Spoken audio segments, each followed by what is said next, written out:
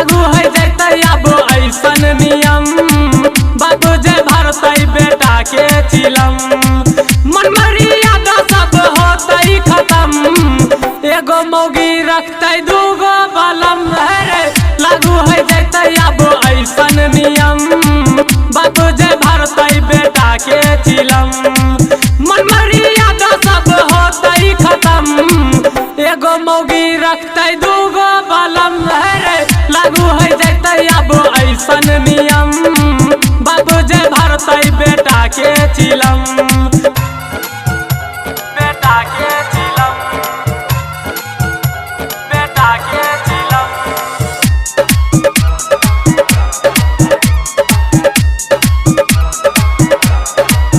अभी आप सुन रहे हैं अरुण आशिक की आवाज में। बैठल महुआ दारू लेके बेटा अगुएले बाप से कहे है हो बाबू एक पैक लगाइले एक पैक लगाइले एक पैक लगाइले बैठल महुआ दारू लेके बेटा अगुएले बाप से कहे है हो बाबू एक पैक लगाइले गाँव समझ के नहीं करे शरम बाप से बेटा नहीं पिए छै कम मन मर्यादा सब होतै खत्म एगो मौगी रखतै दूगो बलम रे लागू है जैते अब ऐसन नियम बाबू जे भरतै बेटा के चिलम बेटा के चिलम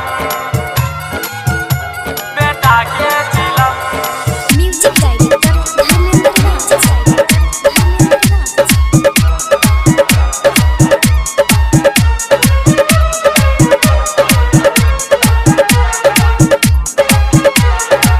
आजकल के बेटा नहीं बापो के कुछ गुदा नहीं 15 साल में शादी करे खातिर बेटा फोन खातिर बेटा फोन खातिर बेटा फोन आजकल के बेटा नहीं बापो के कुछ गुदा नहीं 15 साल में शादी करे खातिर बेटा फोन राइटर सरबन लिख ले सही सही बात अरुण संजीव सुनाबे गाइए के साथ मन मर्यादा सब होतै खत्म एगो मौगी रखतै दूगो बलम रे लागू है जैते अब ऐसन नियम